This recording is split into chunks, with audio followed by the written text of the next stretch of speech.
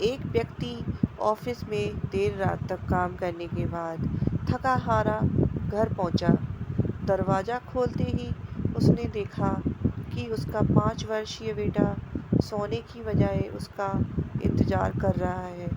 अंदर घुसते ही बेटे ने पूछा, पापा, क्या मैं आपसे एक क्वेश्चन पूछ सकता हूँ? हाँ हाँ, पूछो, क्या पूछना है? पिता ने कहा। बेटा बेटा बोला, पापा, आप 1 घंटे में कितना कमा लेते हैं? इससे तुम्हारा क्या लेना देना? तुम ऐसे बेकार के सवाल क्यों कर रहे हो? पिता ने झुझलाते हुए कहा।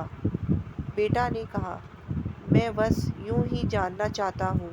प्लीज बताइए कि आप 1 घंटे में कितना कमाते हैं? पिता ने गुस्से से उसकी तरफ देखते हुए कहा, 100 रुपये। अच्छा, बेटे ने मासूमियत से सर झुकाते हुए कहा, पापा, क्या आप मुझे 50 रुपये उधार दे सकते हैं? इतना सुनते ही वह व्यक्ति आग बबूला हो उठा। तो तुम इसलिए ये फालतू का सवाल कर रहे थे ताकि मुझसे पैसे लेकर तुम कोई बेकार का खिलौना या ऊटपटांग चीज़ खरीद सको। चुपचाप अपने कमरे में जाओ और सो जाओ। सोचो तुम कितने सेल्फिश हो। मैं दिन रात मेहनत करके पैसे कमाता हूँ और तुम उसे बेकार की चीज़ों में बर्बाद करना चाहते हो। व्यक्ति अभी भी गुस्से में था और सोच रहा था कि आखिर उसके बेटे की ऐसा करने की हिम्मत कैसे हुई।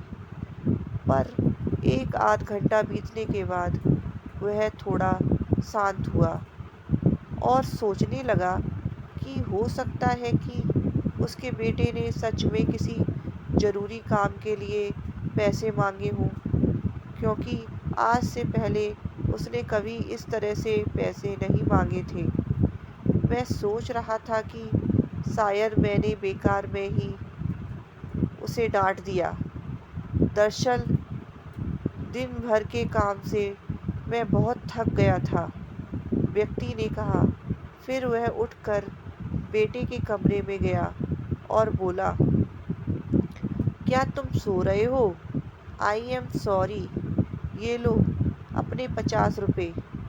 ऐसा कहते हुए उसने अपने बेटे के हाथ में 50 का नोट रख दिया और बेटा तेजी से उठकर अपनी अलमारी की तरफ गया। वहाँ से उसने ढेर सारे सिक्के निकाले और धीरे धीरे उन्हें गिनने लगा। यह देख व्यक्ति फिर से क्रोधित होने लगा। जब तुम्हारे पास पहले से ही पैसे थे तो तुमने मुझसे और पैसे क्यों मांगे? क्योंकि मेरे पास पैसे कम थे, बेटे ने कहा, पर अब पूरे हैं। पापा, अब मेरे पास 100 रुपये हैं। क्या मैं आपका 1 घंटा खरीद सकता हूँ?